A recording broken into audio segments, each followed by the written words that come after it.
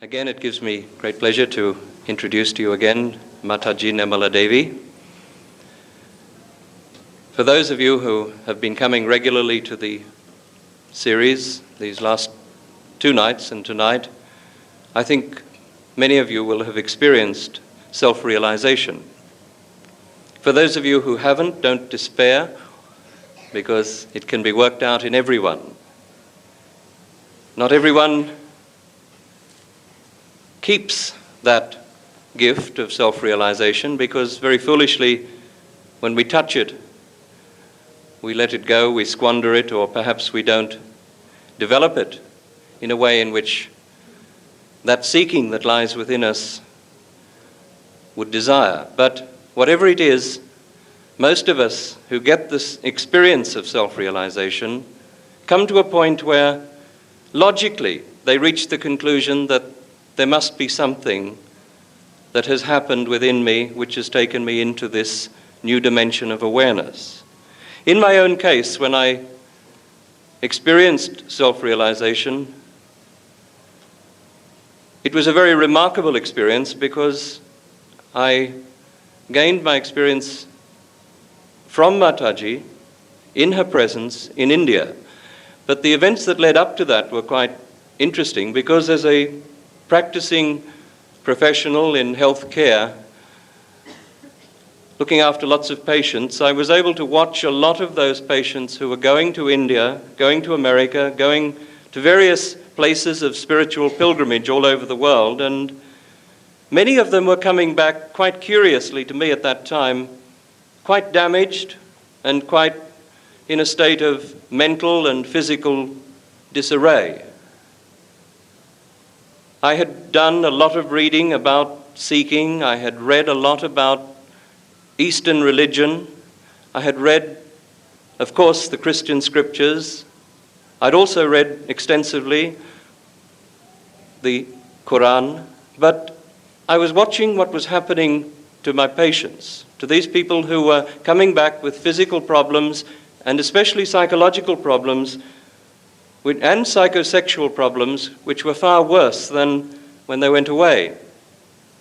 But having done the reading, having read about these so-called masters that are granting self-realization, so-called, or the experience, or the promise, or some such thing, I was curious to find out why it was that these people seemed to be a lot worse off. Worse off, not better. And this was from a purely rational point of view. At that stage, I hadn't gained my self-realization. So I was given to believe that many of them who had these experiences were actually purifying themselves. That was one explanation. Other explanations were that it was a process of growth in which you have to re-experience so many of, for example, your childhood experiences or repressions or whatever it was.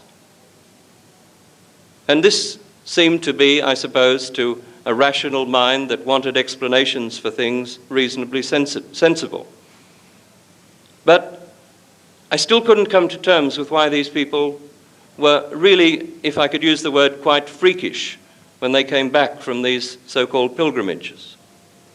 So I went myself. I went to the ashrams of these so-called Satgurus. I went to the places where hundreds of my own fellow countrymen and dozens of my own patients actually reside, where they live, where they have regarded it as their spiritual home. And they live a most remarkable life. They live a life which is, to my way of thinking, from a purely Western, but perhaps a more universal point of view, a very sick life. I watched the depraved things that go on in the ashrams. I watched the mental sickness which was manifesting everywhere. I watched them using sexual and other rather bizarre techniques for the so-called awakening of Kundalini, because I knew that Kundalini had to be awakened. That much I knew. I was also very worried about this whole notion of Kundalini, because all the books that I'd read were somewhat scaring because they had suggested that Kundalini is a dangerous energy that you mustn't play with, and that when it's awakened it can lead to all sorts of mental and physical disorders and so on and so forth. So I had all these sorts of conditionings, but what I saw in fact in these places was nothing but a nonsense. Watching them dancing to this subliminal music, which in fact damages the brain cells, using strobe lights which damage the cells at the back of the eye, using tantric techniques of so-called sexual kind that are awakening the Kundalini, people going into contortions, but worse than anything, people getting mesmerized. This was the most frightening part. Watching an hour-long technique, and that was what it was, whereby the guru mesmerized his audience. It reminded me, in fact, of much of what I'd read of Hitler, and it really disturbed me. I went from one to the other. I don't mind naming them. I went to Rajneesh, I went to Muktananda, I went to all of these different places. I went to Sai Baba's ashram. I, thank God, was never initiated by them, nor did I see any sign of them. They were in America, living their luxurious life. But the disciples were there, and they were in a horrible state. Many of my patients were there, and they were very, very damaged. So from one to the other I went, forming increasingly a view which ranged from disillusionment to total disgust. If this was spiritual seeking, then I just wanted to forget it. So I virtually abandoned the idea of finding out in India, because it seemed to me to be just one big joke, a very sick joke. People like Rajneesh were practicing nothing but sexual pranks and pseudopsychology as a means of awakening this energy, which of course it doesn't do. In fact, what happens is the very deities that William Doblow has just spoken of recede from those centers in a very, very angry way, and you feel fire and burning and all sorts of negative experiences at the hands of these gurus. I came to the conclusion very clearly that I wanted away from this situation. In fact, I very quickly came to the conclusion that these must be, in fact, the antichrists, because the very thing that I had been seeking, that very beautiful experience of self-realization, was at best no more than a promise, and at worst was in fact absolute damage to either the psyche or the physical body. And so I was about to come home. I had my flight booked back, and I also had the telephone number of Sri Mataji. I telephoned to her. Something in me said, give one more a chance. And this is precisely what I did. I went to her. In fact, I gave her a telephone call, and at the other end was a very warm, loving voice who simply invited me to come over and to meet her. And this I did in Bombay. And after a very beautiful hour or so, in which there were grandchildren scrambling all over her, in which there were all sorts of very, very normal things happening around her, she invited me to come to the SahajaYoga Center in Bombay and to experience the realization that I'd been seeking. By that time, I was feeling very relaxed, I was feeling calm, and I certainly wanted to experience what she had to offer. I hope you'll bear with me in telling this story, because it's a story which lies behind the pain and the agony which so many people have suffered in their seeking, in their disillusionment with their seeking, and it reflects just one such person who, but for the grace of God, but for the grace of the Mother, would perhaps have been lost in this round of human existence. We're at a crisis point. All the great incarnations have spoken of the great time of confusion, of the time when there would be these antichrists on the earth. They are here to seduce the seekers. These are very strong words, but they are here to seduce the seekers. They're here to mesmerize. They're here to confuse. And we have every evidence of it. From Pune, there has been one gentleman, if we can call him that, who has had to run away. The BBC did a documentary on the subject called The God Who Ran Away. They call him Bhagwan. And he's now settled down in Oregon in America. And the American government don't want him either. They've given him a deportation order. He might come here. You people should take a responsible stand. There is another one who claims to be the incarnation of the Lord Jesus Christ. He was a little fat boy who at the age of 16 started a mission. First he married his secretary who was 19, then he had a squabble with his mother and his brother, and they wrangled for the position of power, and finally he settled down in Denver City and in Florida, and he has literally thousands and thousands and thousands of people who are awaiting so-called knowledge, whatever that might be. There are so many. There is one guru who lives in Bangalore who plucks diamonds out of the air and offers them to American tourists. He calls himself the incarnation of Kalaki. He's man known to have certain sexual deviations which have been written up extensively by many people who've been there. There's a man who died recently called Muktananda who died of a massive heart attack. What great saint would die of a massive heart attack? What great saint would need a bypass valve in his heart for the last 15 years? What man who called himself a saint would have a dirty disease? I ask us all to be very rational about this, to use our brains and to openly oppose these false gurus. Take a stand on the subject because they are the ones who are going to damage these young people who are coming up in the world today. Many of us, I'm 47 years of age, many of us at this age, all right, we've made our mistakes. With the grace of Mother, those mistakes are going to be repaired. The effects are going to be neutralized. The damage is going to be fixed up. Not so much from these false gurus, not so much from them, because we missed out, thank God. But many of the young people today are part and parcel of this whole mesmeric nightmare that's going on against our evolution.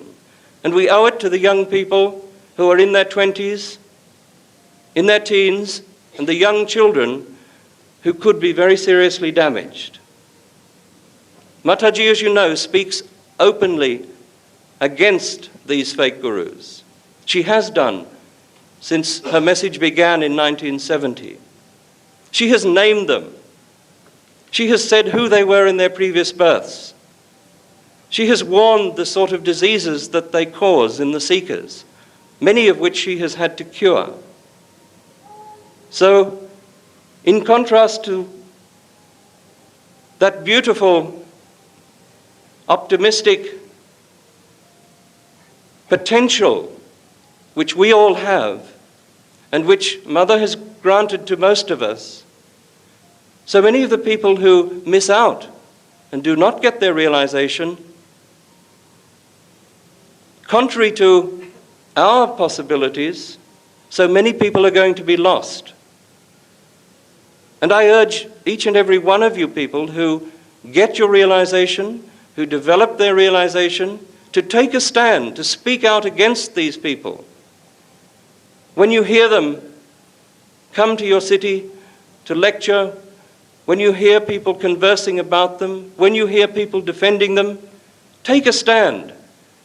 How many people sitting in this audience may have been someone in the crowd at the time of the Lord Jesus Christ and did not have the courage that even Peter may have had? How many of us can sit comfortably in the chair and say that I will take a stand when it comes to this nonsense that's going on in the society, when it's anti-God in its nature and its effect? As I said, I'm a professional person. All Sahaja-yogis are professional people, or in some sense working people in a very, very normal way. And we don't believe in stupid attitudes and practices such as sannyas, wearing clothes that are specially designed for the guru, giving him Rolls Royces, 100 other rather ridiculous tactics that are employed. We reject this nonsense, and in its place we have Mother. Mother, who is the one who Christ spoke about as the one who had come as the counselor, the comforter, the Holy Spirit who would teach us all things. She's the one who can do the job in a very, very simple way, as I said last night. You feel this manifestation of the cool wind of the Holy Spirit. You feel it on your central nervous system, consciously. You begin to have the manifestation which all the great teachers who came on this earth said we had to look for. Muhammad said, it is the ruh that has to be looked for. And Bill has spoken of all the others. At this resurrection time, our hands have to speak. All of these things. We have so many Muslims, Hindus, Christian, Buddhist, people who belong to Sahaja Yoga and who now have finally been liberated from that limitation of any one sect or denomination or group. This is the long-awaited experience which you've all been waiting for. As I said, so many of you have probably been a Christian, a Jew, a Hindu. You've probably stood in the crowd silently knowing the truth in those incarnations where you've been seeking. Now you've come to this point in your evolution where all you have to do is, by the grace of God, get it. In the form of the Mother, that grace has come. That grace flows on your hands. It flows from the top of your head. It neutralizes negativity. It dissolves all those things in us which are against our evolution. And it gives us the bliss that is the Spirit. Ladies and gentlemen, again I introduce to you Her Holiness Sri Mataji Nirmala Devi. Have the volume up, please. Bring it down. Can we turn the volume up?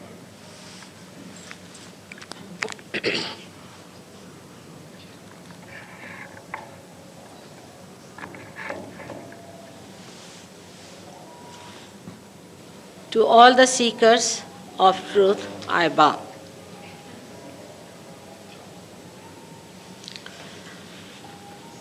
Dr. Reeves has spoken rather strongly today.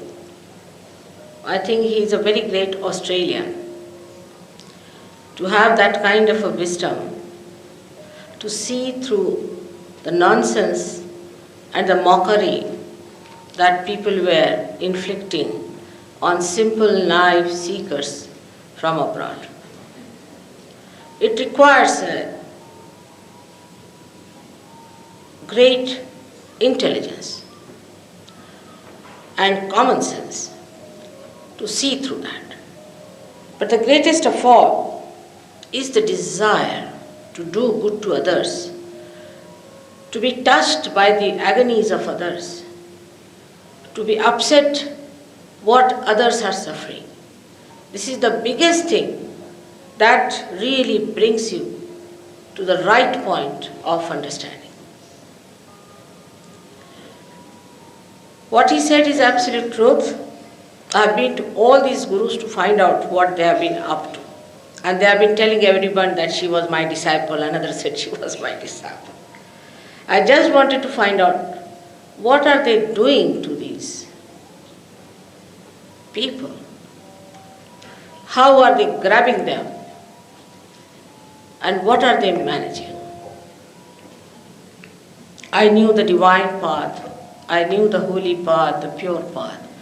But I didn't know the path of the crooks, of the Antichrist. And actually I had to find it out myself. And that's how I went to all these people in a garb that I have come to learn you. They never recognized me. What you do and all those things. And that's how I've been able to find out methods in the permutation combinations of your barriers, how to achieve a mass realization. In the beginning of my life, I started with normal, common people, intelligent people, educated people in all walks of life. I had to go through various types of phases in which I met all types of people, and I could, through my subtle methods, find out what are the barriers. But the worst of all, which concerned me the most of all, was that the great seekers of the ancient times have gone into such mesmerism, into such ego pampering processes, that how will they retreat back? It was a big concern to me. I have tried, after getting so many normal people first to SahajaYoga, then to these combinations, I must confess that it is not easy to give realization to people who have been to those gurus. Day in and day out, I have to work out the permutations and combinations of barriers, of terrible barriers within them. It's not an easy thing, but thank God, I have achieved it by my own love and concern. Still, I must tell you, those who belong to some guru are very difficult people for realization. Last year in Melbourne, we had about, I think, 50 people like that. And it was impossible to give them realization. And they even tried their level best. They found it difficult to get it. While a drunkard could get it in no time, an alcoholic could get it in no time, a prostitute could get it in no time. Can you imagine what harm is done within yourself? That it is not easy to give them realization. And even if they get realization, because they are so ego-oriented, they fall back, they mock. That's the only thing they can do. They are at least bothered about their own realization. They are not bothered. They are identified with that idea that they belong to some sort of a cult. And they always try to be with them. Even in Perth we went, then in Adelaide, I found some of them are paid by gurus to come and disturb us. To that extent, these people who are seekers of God are going down. They have no eyes, no sensitivity to feel what is the truth is. And they are not bothered about their own well-being. This is the worst thing that is happening to them. It's a thing of concern every time I have an interview anywhere in Australia or America, anywhere. They ask me such questions that why not your government stops these things? Why not your government do something about these people? They have amassed so much of money. This Muktananda now, we have learnt officially, has got 60,000 rupees worth of diamonds, and both the disciples are fighting for it. Still, you see, it is impossible for people to accept that whatever has happened has happened. It's a naiveness we went into. Let us get to the real thing. They just can't think of it. And anything that Guru says, they listen to it, not even logically think about it. Moreover, if you talk to them, they don't know anything about reality. Now, as you have seen Warren, then you have seen William, There are all these Sahajogis are equipped with complete knowledge about Kundalini, how to give realization, how to cure people, what are the problems. I mean, William, I have never told him anything about it as such. But he has given realization to so many people in your Melbourne. So you start manifesting your own powers, and you don't live on some sort of an ego that you belong to some cult or anything, but you belong to yourself. Every individual becomes a beautiful flower. That's what we have to expect within ourselves. That's what really you are seeking. Not to be called into this guru or that guru, but your own guru within yourself is your spirit, is the Shiva's spirit within you. Today, of course, he has already told you about these 3 centers which I would like to deal with you. The first center that I dealt and the second and third are very important. But these higher centers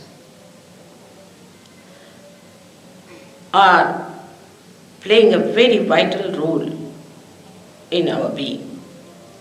The one which is the heart center is looking after the security of God's children. When a person sees something horrible, this center starts pulsating fast. Till the age of 12 years, the sternum bone, which is placed in the ribs here, as you know, creates antibodies to fight any invasion within, whether mental, emotional, or physical. These antibodies get distributed till the age of 12 years throughout your body. And when this sternum gets the message, it starts shaking and it communicates through no nerves or arteries or veins, any connection known so far to these antibodies that they should all fight. They fight the disease, they fight also the things what we call possessions. They also fight your own mistakes. That's why this is a very important center within us.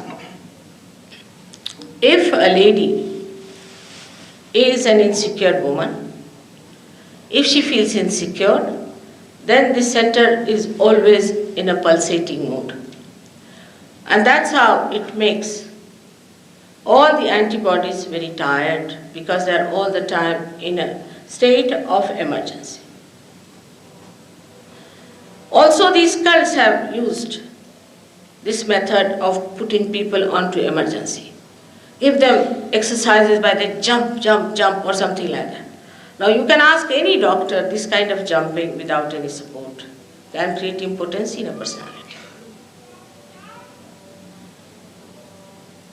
Now this is very physically used method by these people to make them nervous by making the center go very fast. Now when these antibodies are tired, they become absolutely numbed down and they cannot find any strength to fight any aggression. Now in everyday life also, if some lady, as I told you, is nervous and she has problem and she's always afraid, then what happens that this system start exerting itself too much, ultimately it gets sick and she can develop a disease called the breast cancer. This breast cancer is very common nowadays among women in the West. Because the motherhood of the lady is challenged. This center is bestowed upon by the deity of Mother of the Universe. And when the lady finds that her motherhood is challenged, then she starts feeling very nervous.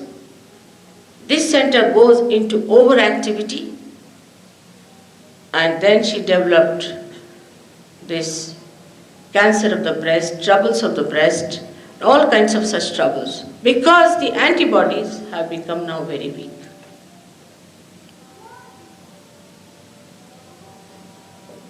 On the left-hand side of this center is the center, what we call as the left heart center. But beyond that is residing the spirit in your heart, in the organ, separated from everyone. The spirit is the reflection of God Almighty within yourself. And the Kundalini is the Holy Ghost, which is the power of God, which is the primordial mother expressed within you as the Kundalini. So we have got within us that power, Shakti, and the Shiva sitting in your heart. So this Kundalini has to rise to give you realization. The baptism, the real baptism, not an artificial one. Now how it can happen in a person is a problem. It used to happen. What knowledge I am telling you is not the knowledge of today. It's the knowledge of very, very ancient times. 14,000 years back, Markandeya, a great poet in India, has written about it. After that, there were many other poets who wrote about it. Till in the 6th century, Adi Shankaracharya very clearly wrote about the Kundalini and its awakening. Nobody has said so far from those ancient writers that Kundalini gives you any problems or she makes you dance, jump and all that. Is all modern nonsense. Traditionally, nobody has said so. 6th century is the time when Adi Shankaracharya incarnated on this earth. Buddha got his realization without doing any dancing or anything. You know for definite. So this new idea of all these happenings are come by a generation of these horrible people in the last 50 years. I would say there has been a holy trinity as well as an unholy trinity.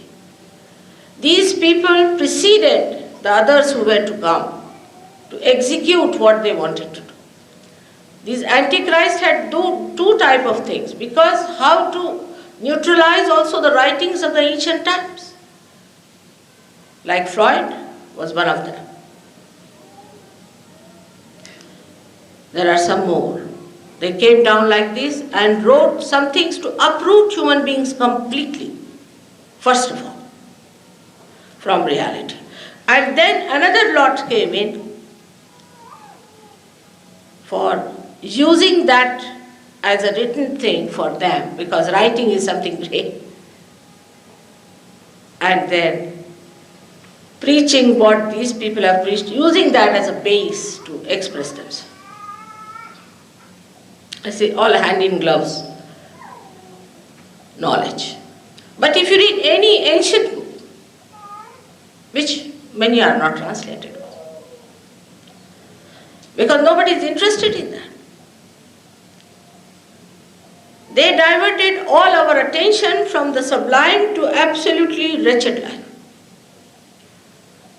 And this uprooting has taken place because these are antichrist activities. They are all joined together. They never talk against each other. That's one thing great about them. And Christ has said that Satan is not going to talk against his own house. They praise each other, meet each other. I've seen them behaving like that. Give them presents, this one gives presents to another. The big fraternity exists between them. Great fraternity, no problem between them. But the real saints in India who are living in the forest and Himalayas, into the hills and dales, I should say, hidden away from you people, are just quite aware that these are antichrists. The first thing that happened when these people started manifesting themselves, India is very good at astrology. So as soon as their birth date came in, they just cast their horoscope and said, now let's see what's in their horoscope. So most of them changed their birth dates also. Nothing consistent. And when you ask them why you're not consistent, so they said change is the way the life is. But that is life. You are talking of something eternal. How can eternal change? It's very difficult to make people take to eternal life than to make them take to just mundane life. You know that. Now see, there's a show on today. How many cars there are? And how many people there are to see that. But to take to real life, it takes time. Otherwise, why is it all the great saints and all the great prophets and incarnations were tortured by human beings? Why did they torture them? So this is one of the things one has to realize, that the spirit resides in your heart, which is the Satchidananda, as they say, is the one which is the truth, which is the attention, and which is the joy. Now, first of all, we must understand what is attention. What is God who is an attention? What does that mean?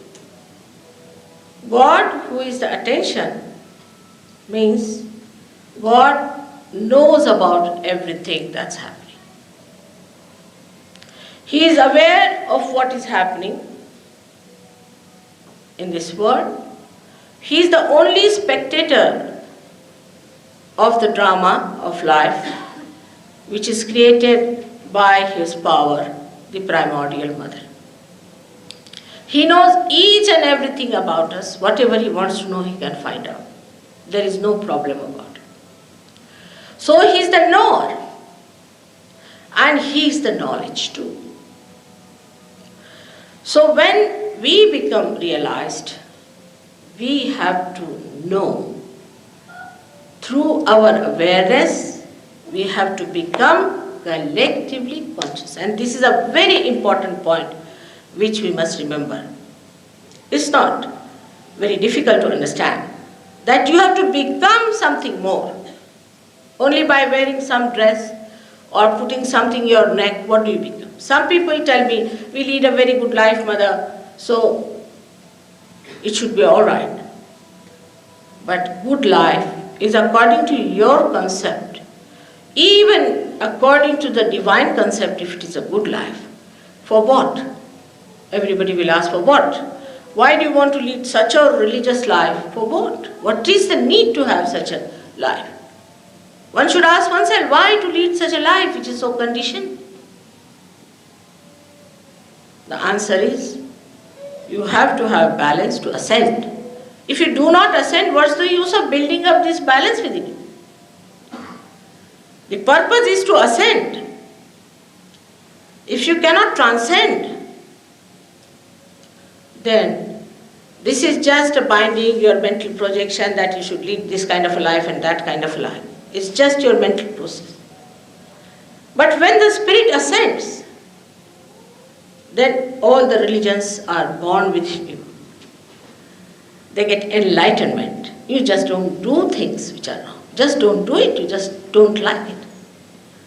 As we have told you that there are people who gave up their drugs and things overnight. It's a fact.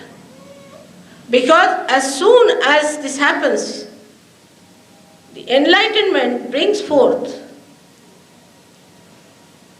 complete new awareness which refuses to have anything that is not good for this body. You just have the things that are good for your body, for your life. You don't have to fight with yourself that, oh God, how will I give up? In the morning you say, I will not drink in the night, but in the night you drink.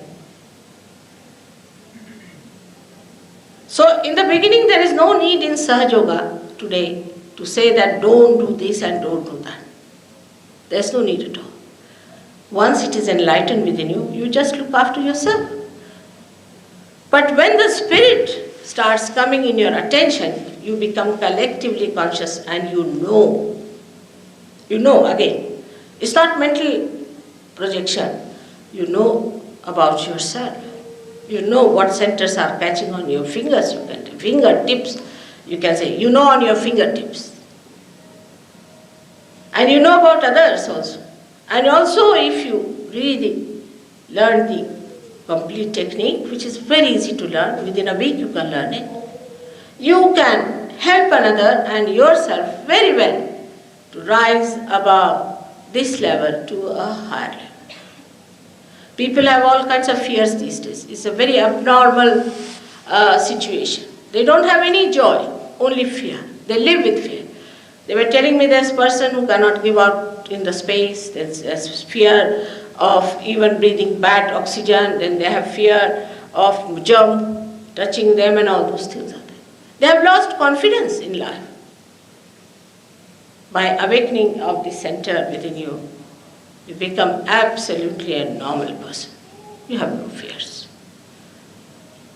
Because nothing that is wrong can attack you. You are well prepared for it. There's a strength within you which really makes you very confident. That's why this center is very important for us to know that this center gives us that strength, that confidence. The other day, every program, they asked me another question. What do you think about Australians? Which is a very, very common question I found. I said they are great people, very nice people. But they lack only one thing, is complete confidence in themselves. They haven't got that confidence that they should have. They are not aggressive people. They are not worried about aggressing other territories or anything. But a kind of a diffidence is still in them, which they should get rid of it completely. You are the people who belong to God. And why should you have any diffidence about it? But this diffidence is completely finished when you get this center awakened within you. To get this center awakened, you have to do nothing. The Kundalini herself rises. And if you have any problem in that center, she comes back, again she rises with a greater force and hits there. Opens it out and awakens the deity of that center so that you feel very confident. Today, if you see Dr. Boren so confident, I must tell you he was not. He was quite diffident. He thought you all are going to beat him when he tell you all these things. But today he's a changed man. Now we have on the right hand side of this is another part of the center which we call as right heart. This center is the father's center and the left heart is the mother's center. So if your fatherhood is challenged in any way, or also husband-wives, we can say it like that. If a husband is not loyal to his wife and is playing tricks with her, he gets this into trouble. But physically, he feels it very much because he gets asthma from it. Asthma one develops. But this is more a center of the father. If the fatherhood of the person is not all right, for example, if a girl has lost her father and she has never seen him, she might develop asthma. If the grandfather had the asthma, the grandchild might develop the asthma. It comes from the father's side. Anybody who has asthma problem should know that there's something wrong in the fatherhood side. Maybe the father is sick and you are worried. Maybe you are a good father, but the son is not all right, so you are suffering. Anything like that, you see, could be responsible for this asthma. But if the deity here is awakened, you can be all right and you can get rid of your asthma quite all right. On the left hand side is the center of your mother. If the mother has died very early, such a person is a nervous person, and such a person also doesn't trust anyone. He can become secretive by nature, sulking type. He may not open his heart to anyone because he doesn't trust anyone.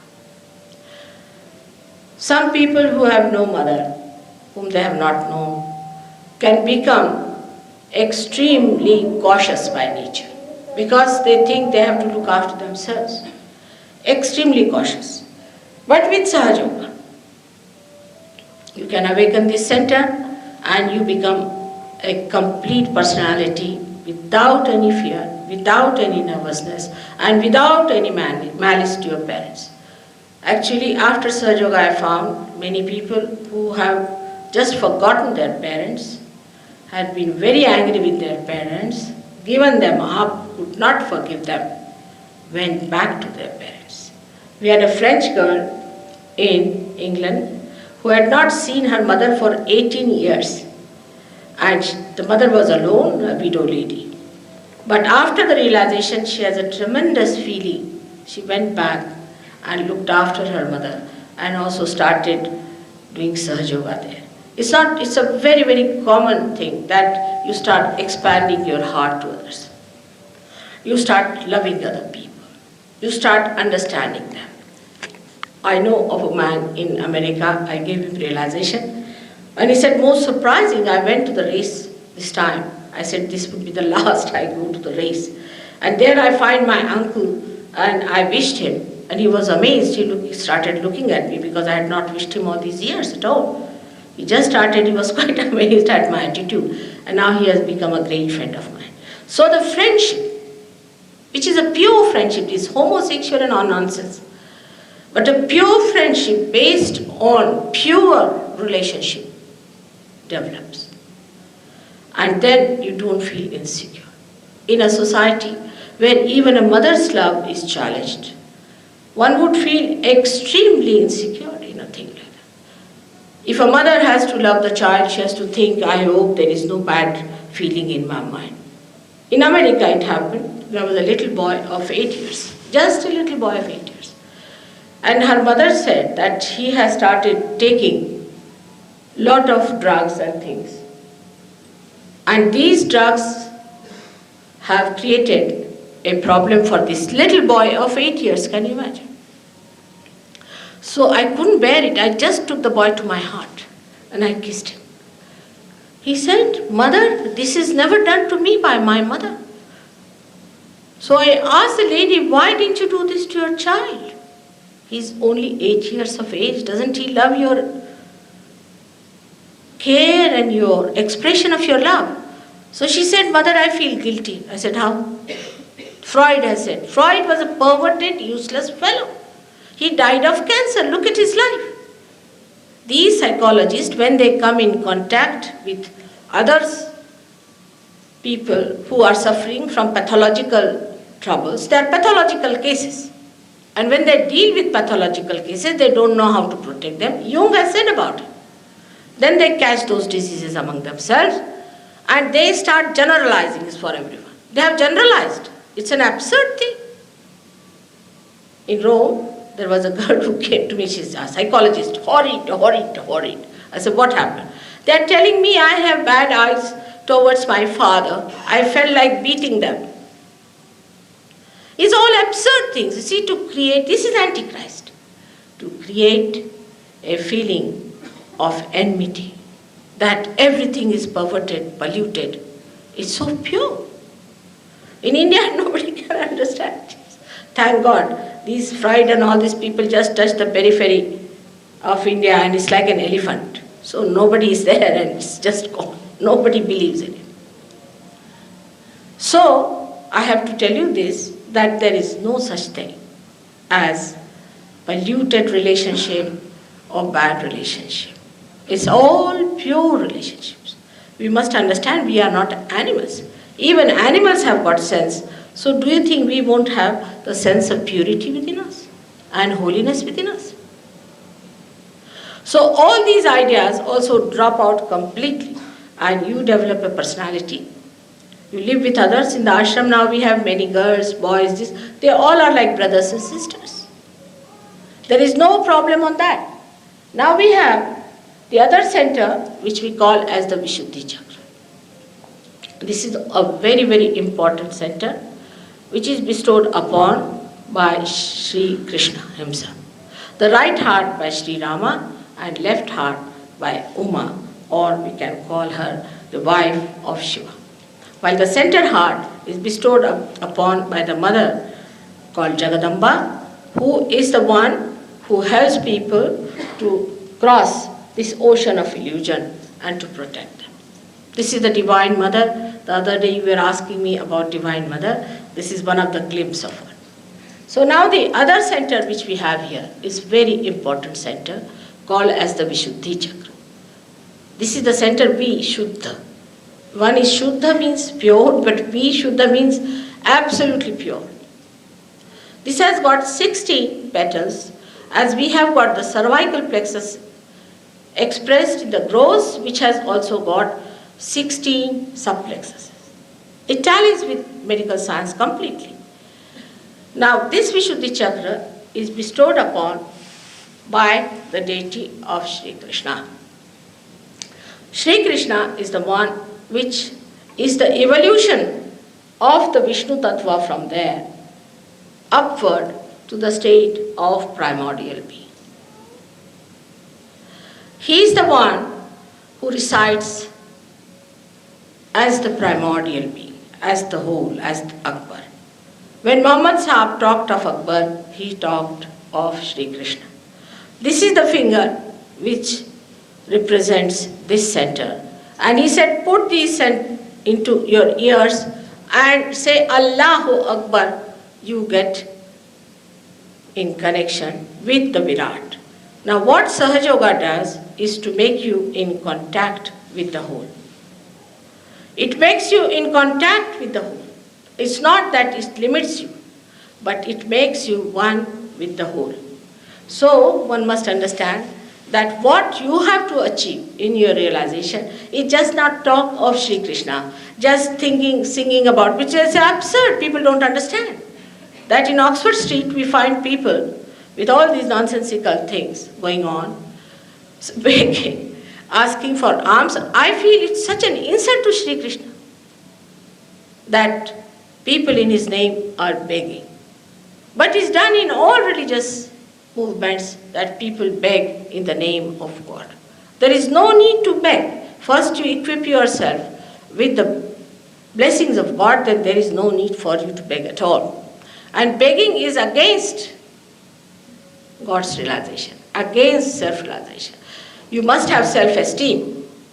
That's one thing very important. If you do not have self-esteem, you cannot get realization. Why should you go on the streets and beg is absolutely absurd. It's a showing off thing, which is of no use to yourself. By doing this, you are really corrupting the name of Sri Krishna. But if you take to the right path, if this center is awakened, your hands become connected with the primordial being, and your hands become collectively conscious. Medically, they accept that the extremities have got something to do with the sympathetic nervous system, that far, not more than that. But in SahajaYoga, you'll be amazed that the vibration starts flowing through your hand when you take the name of Sri Krishna. And these vibrations, when you want to find out what are these, then you'll be amazed they relate to your centers within yourself. Even if you get 10 children who are realized souls and tie their eyes and ask them about a person who is sitting before them, what's wrong with him? They will say one finger or this finger or this finger or two fingers. Because you can feel the charring. You can feel sometimes a kind of a heat. Sometimes you may feel the numbness. If you feel the numbness on your fingers, then you must know that the person has to die. So many things you can know, all the permutations of these 7 centers, and this one, 1, 5, and 6 and 7. So we have 7 centers. To understand about the centers, first you must get your realization. That is important. In the beginning you will find the vibrations are coming, going, coming, going. It is not steady. First you must steady yourself. Then you can find out from your hands what are the centers catching. Because these vibrations are nothing but the power of God is flowing through you. They understand these vibrations, they coordinate. They are life's force. They are the one who create all these living things, like they are the one who sprout a seed, they are the one who transform the flower into a fruit. All living work is done by these vibrations, which is called as Chaitanya, Om, Ru, cool breeze of the Holy Ghost, and all-pervading power of God. That starts flowing through you. First time you feel them. Yesterday many people felt it, and people were very happy that so many felt it, because that's a sign that here many people are going to get realization. You don't have to go anybody. You have to just practice a little bit and find out. You'll become such an expert. One person in India who got realization has so far given realization to at least 10,000 people in a village. Many villages. He's a very ordinary man. We wanted him to come, but there was a kind of a visa problem, so he could not come. He's a very simple farmer, and he got his realization, and he knows so much about SahajaYoga that you'll be amazed. He has not been to any university, to any college or anything. But he's so knowledgeable, because once you have these vibrations, they guide you. So, the spirit sitting in your heart guides you and tells you what is right and what is wrong. If you have to ask a question, Mother, is there God? If you ask this question, immediately there will be a tremendous flow saying that it is there. Now, how to understand that these are the vibrations of God? Also, this question can come. We can judge them relatively. For example, in one of the programs in Pune, people invited me to speak in a place which was owned by Brahmins, and they opposed it. They said, she's not a Brahmin, so we will not have her here. So they said, all right, we'll publish in the newspaper, because her name has gone in the newspaper. We'll tell them that these people are so Brahminic that they don't want to have her. Of course, they didn't want to have that bad name. So they said, oh, let's have her. These people never told me what had happened. Suddenly I said, those who think who are Brahmins, come down. So 4 or 5 of them came and sat before me. These are Brahmins without knowing the Brahma. So I said, all right, put your hands before me. And they just started shaking like this, going back. I said, what's happening to you? So they said, Mother, you are Shakti, that's why it is happening to me, to us. But I said, what about others? It's not happening to others. So they turned around and said, look at these, they are also doing like this. I said, ask them from where do they come. They went and asked them, they said, we are coming from the lunatic asylum of Thana. So these fanatics who believed that they were Brahmins were reacting the same way as these lunatics.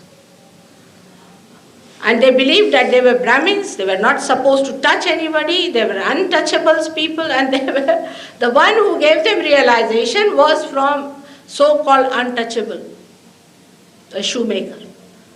Now he's become their guru of all these Brahmins, and he's teaching them about God. So this center gives you the power to be one with the whole. It has many powers, but the main power it gives you is the power to be one with the whole, and to have all the powers of that deity within you awakened, so that you can become aware and make others also aware of it. Those people who talk too much, catch on the right vision. Those who do not talk at all, catch on the left. Those who feel guilty, catch on the left. Those who think they are all right and aggressive, they catch on the right. It's like that. So this has to be understood in right perspective. That if you misuse this center, what happens to you? So how you should give yourself a balance to improve that. But the best part of Sahaja Yoga is this, that when you get them realization, they are separated from themselves. They'll come and tell me, Mother, my Agya Chakra is catching. So if you ask them, really? Yes, Mother, very much. That means they are suffering from too much ego. But can you imagine anybody saying, Mother, I am suffering from too much ego?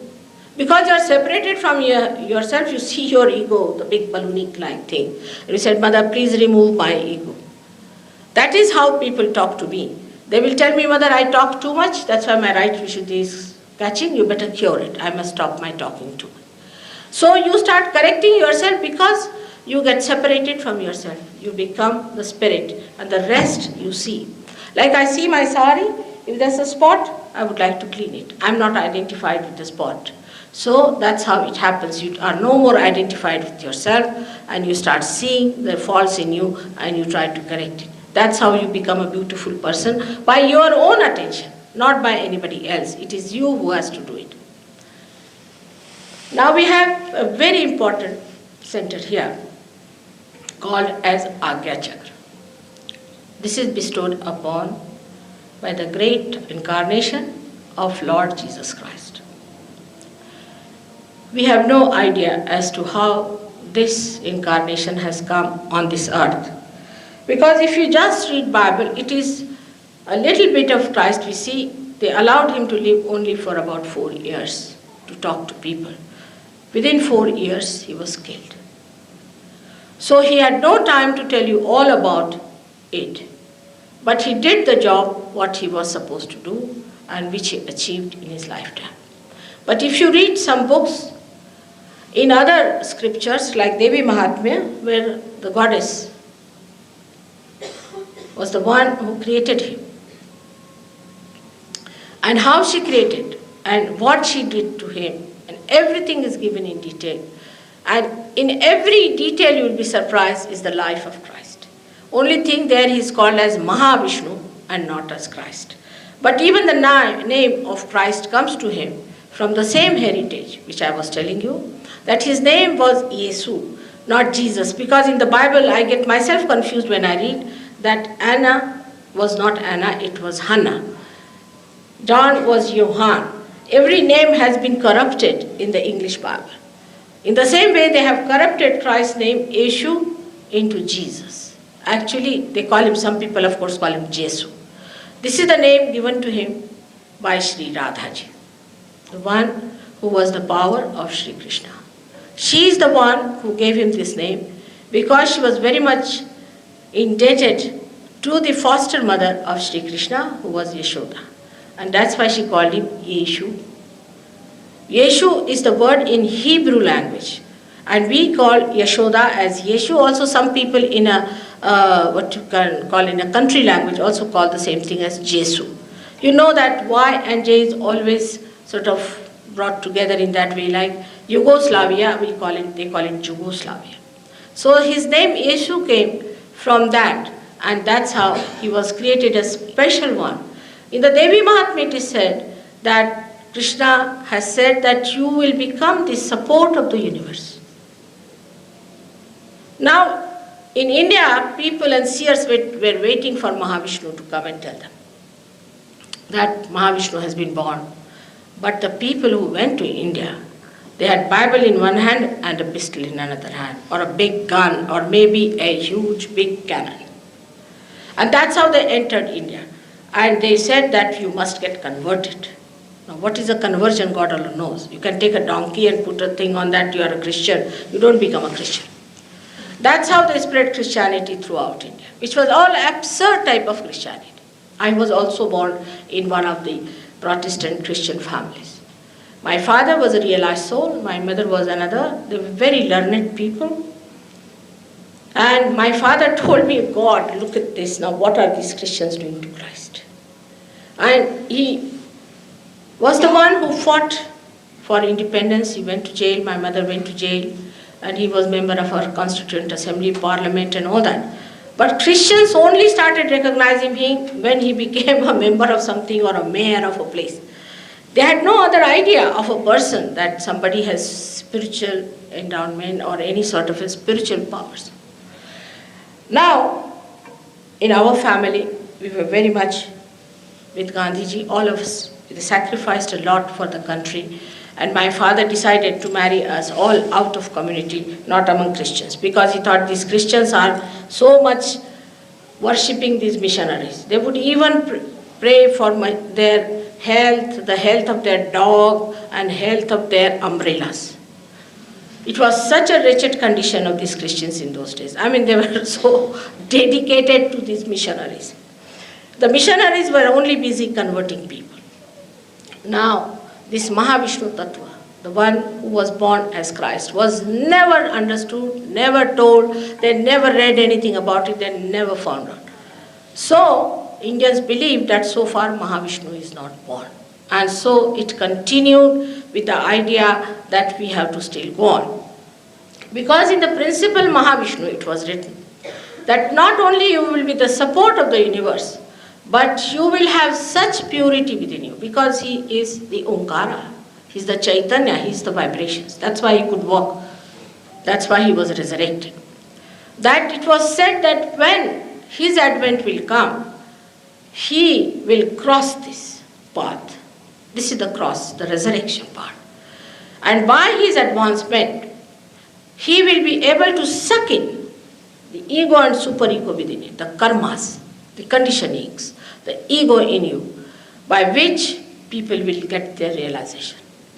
So Indians continued with the idea that we have to still pay for our karmas. Mahavishnu has not come because of misrepresentation. Once I told them that Christ was Mahavishnu, you see, thousands are getting realized. Because they believe in Mahavishnu, they of course respect Christ very much, but they did not know that he was Mahavishnu. If he is Mahavishnu, it's perfect. And that's how he was enlightened, and the people got their realization in no time. Because they are educated in it. They know what it is. You see, these missionaries just read some Bible in some schools and all that and came down. But they did not know how to correlate the whole thing. You see, it cannot be truth just in Bible. It has to be everywhere. And that is what happened when they came down and they told us something which was not Christ. Now, this thing happens to us also, that when Kundalini rises, Christ is born within you here. He is awakened within you. And when he is awakened, the ego and superego both are sucked in. And you get a space here. And when you get that space here, the Kundalini shoots off. And that's how you feel the cool breeze on your head. I have given at least 7 lectures continuously on Christ in a church called as Unity Church. It was again the unity and fraternity of all the horrible people. They are preaching about Rajneesh, preaching about, at least Rajneesh is antichrist, anybody can say. When Christ has said, thou shalt not have adulterous eyes, to that extent his purity has gone. How can you accept Rajneesh as a guru for any spirituality? But they had books from all kinds of horrible people. They had no books which were ancient books with them. Nothing, no knowledge of any kind. Indians don't depend, the real Indians, I mean, they're not the westernized pseudo-Indians who have been to Cambridge and Oxford. But those who are real Indians don't depend on these books. They think it's all trash that has come and will go away. It has no meaning. And they had all these books put there to destroy. Really, the unity within us lies when you become collectively conscious. All this work has been done in the ancient times. As Muhammad was one of the prophets who came out of the 10 prophets, Moses, Abraham, let's say. Then we had also people like other prophets, Socrates. Recently, we had in India, the last one is the Sainath, not the Satyava, but the Sainath who lived, who was representing this great principle of primordial master. So this is the story of your evolution. The last is the most important center, is the Sahasrara, which is open today, open from 1970, 5th May, that we can feel the Sahasrara opening out. About this center also, if you go to my center, you'll find many, many tapes which will explain to you this center. The only thing is that all the seats of all the subtle centers within us lies along the line like this. And all the centers are within us. This is the Agya Chakra. And that's how it moves. This is the Vishuddhi Chakra. This is the heart. This is the Nabhi, what you call the solar plexus. Then we have got in the center here is the Muladhara, and around it is what you call the Swadhisthana. That's why when Swadhisthana goes out or you get diabetes, you get blindness. Blindness is due to the fact that your Swadhisthana is not all right. Many people get blind with their eyes open, can be cured by SahajaYoga. In Geneva, I cured a lady in 10 minutes' time. It's all due to possessions that you get it. Coming to the Agya Chakra, one has to say that all these chakras have movement on both the sides. One moves to the collective subconscious, another moves to the collective supraconscious. Now, if at Agya Chakra you start moving like that, in the collective subconscious you start seeing all the dead things, like great deities, or you can also start thinking past, we can say. If you move to the right, then you start seeing colors, and also you start seeing lights and all those things. With LSD also you can do it. If you take LSD, many people who used to take LSD and were suffering from coma just came to me, and they just never saw me, they just saw the lights. So that is not the right thing, to see me as light or as some previous deity. Is to see me as I am, is the present. So we have to be in the present. SahajaYoga brings you to the present moment, by which you enjoy every moment of life in its all dynamics. And that's how you become a dynamic, loving, affectionate, relaxed personality. May God bless you all.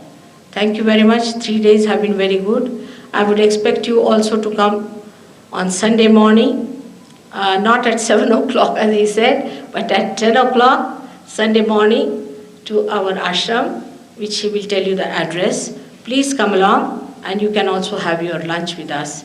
I hope we'll be able to cook something for all of you. Because this is your mother's house. And in a mother's house, you must at least eat your food. That's what it is. It's very personal, it's very intimate. It's not like the Guru sitting on the 7th story and everybody bowing to him. It's not like that. It's absolutely personal, individual, and everybody is given full, proper attention and respect in SahajaYoga. May God bless you.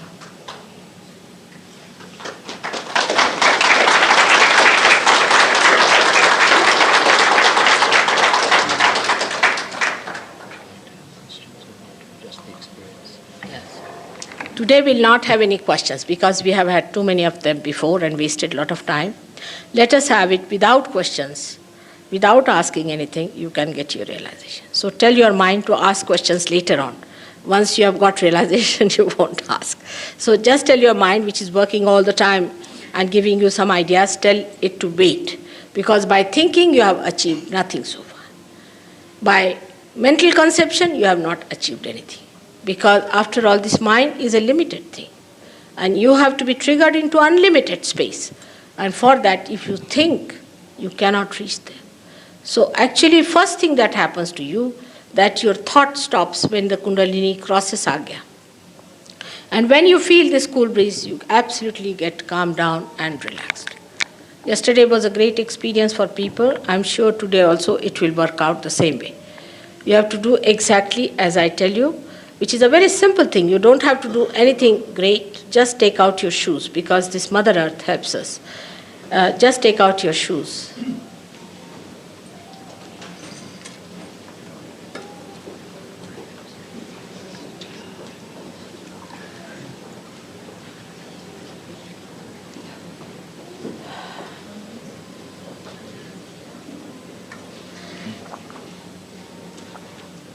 That's good. It is too strong.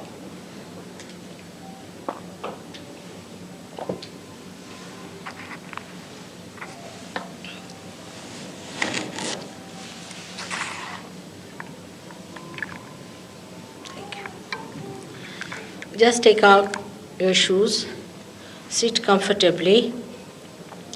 If you have anything tight on your body, just remove it. But keep yourself comfortable. Put your hands on your laps. One thing is you have to be comfortable so that during the process you don't feel any uncomfortable feeling. So please just put your right hands, both the hands towards me first of all. Just hands like this. Now you have to close your eyes. Please don't open your eyes, because if you open your eyes, the Kundalini won't cross the Agya Chakra. So please don't open your eyes. Still I tell you, nothing is going to happen. There's nothing to have any fear. Everything is going to be all right. But I must warn, some people have a habit of showing off and they start going into a funny contortions and this. That is not needed at all here. It's something that happens inside, Antar-yoga. Nothing happens outside, it happens inside. So be sensible and wise. Take your realization. It's the best thing that you can do to yourself and to anybody else. So put both the hands towards me and just close your eyes.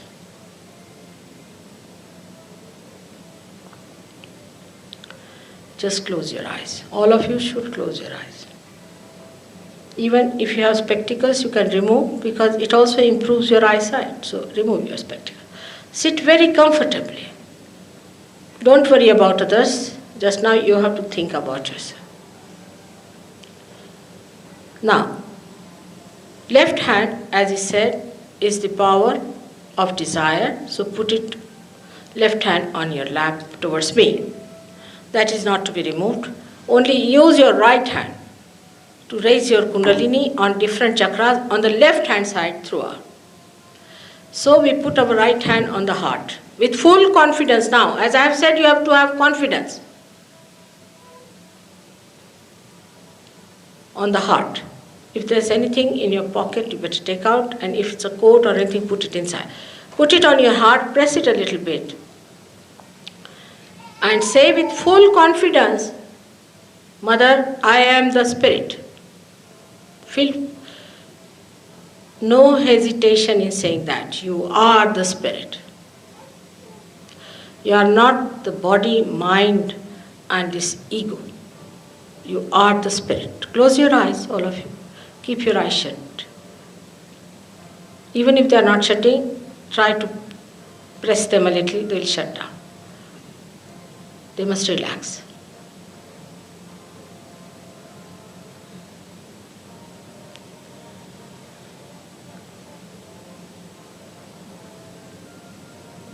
Don't say mechanically. With full confidence I said, please say, Mother, I am the Spirit.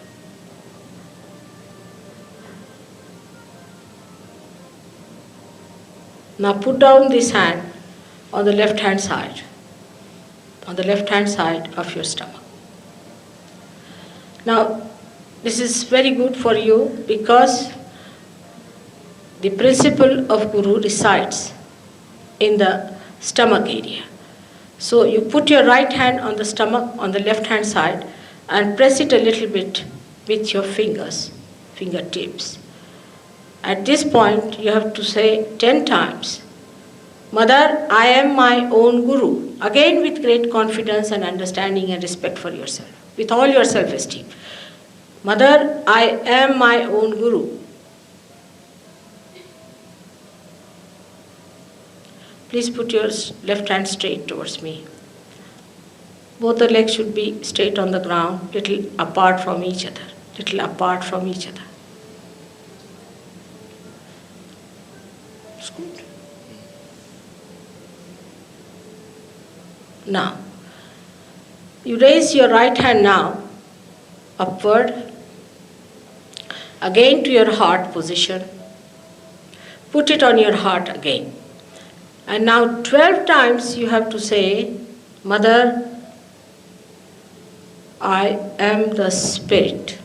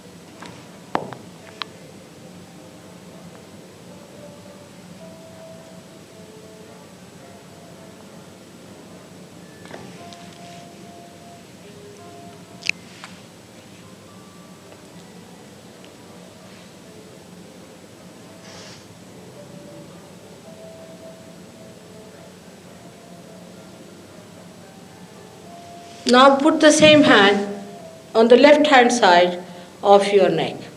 Why don't you do? It's a good chance. Just try, it will work out. Close your eyes. Be little attentive, be little attentive. It will work out. It's very simple. Right hand on the left hand side of your neck, on the left Vishuddhi as we call it. At this point, 16 times you have to say, Mother, I am not guilty, because you have been feeling guilty for nothing at all. 16 times. There are 16 subplexuses. We have to say 16 times with full confidence, Mother, I am not guilty. All right. Now raise this right hand onto your forehead after saying 16 times.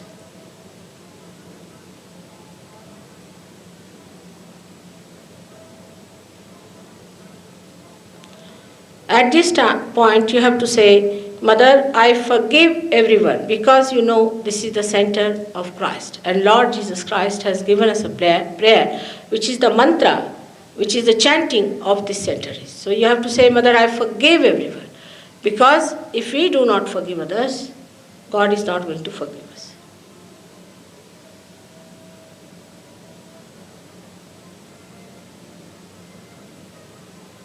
Without feeling guilty, you have to say, God forgive us, because we forgive all those who have done harm to us. Without feeling guilty, again I am saying, without feeling guilty, with all confidence. The guilt is too much in you people. What is the guilt for? You see, what are you guilty of? As I have said yesterday, God is the ocean of love, ocean of forgiveness, ocean of compassion. Trust Him. Not to feel guilty and say that, Mother, I forgive everyone. Now put this hand on top of your head. On top of your head, where it's a fontanelle bone area, which was a soft bone in your childhood, and try to press it. You'll find a little heat coming out. Now raise the hand little higher, about 4 inches, and see if there's a cool breeze coming out. If not, change the hand. Put your right hand towards me and left hand on top of your head. Otherwise also you can do it. Again change over, again and see if there's a cool breeze coming out. At this point, you have to ask for your realization. I cannot cross your freedom. So you have to say, Mother, I want my realization. Mother, I want my realization. Please give me my realization. Anything like that.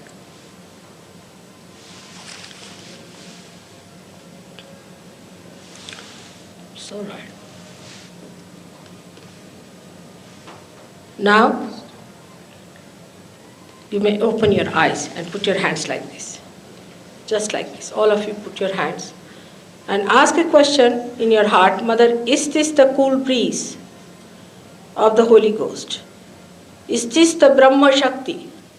Is this the all-pervading power of God?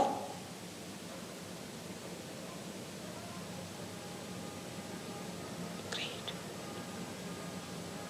The breeze you are feeling is not the breeze from any air conditioner or anything, is the breeze. Now put down your hands and see for yourself. Again, I'll tell you how to raise your own Kundalini. Please follow me. This will take about 2 minutes more, but it will help you to establish yourself. We have left hand in front of the Kundalini, like this. And you have to move the right hand up, forward, lower, backward, like that. You have to move. Now, start it off. Keep your eyes open. Start moving your Kundalini the other way down, other way down, other way down. Just see how I am doing it. Now, take it up on your head. Take it up on your head. Stretch your hands up there and give it a twist. A nice twist. and give a knot to your kundalini. Because your hands are now powerful. You are working through your hands. Now again start it. Do it again. But do it properly. You should do it this way as I am saying it to you, not the other way around. Now take your hand up there, give it a twist. Again, and give it one knot. For the third time, you have to give 3 knots because of 3 powers. Let's do it again, please. Do it with full understanding that your hands are powerful. There is power flowing through your hands. Only thing that you want, that it should be established. Now 1, 2, 3. Now see in your hands, how do you feel? All right?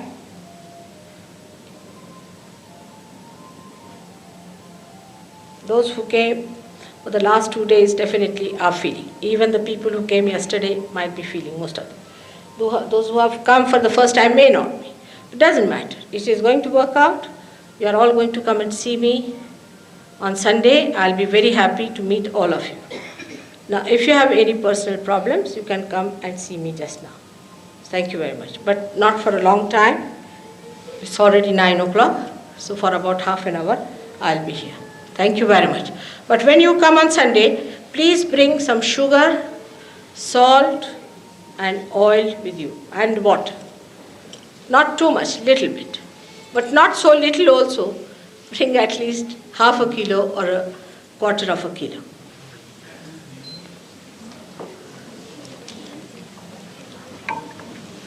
Come on. You got it? May God bless you. Thank you very May much. God bless you. I love you. That's your own. That's your own. What is there to thank you? Is your own. Is your own. Come now. Got it? Like oil in the water. What's that? Sure, that's just water. This is water? Oh.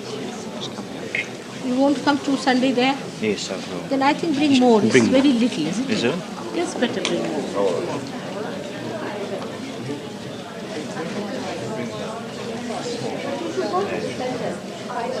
Give them the address of the center.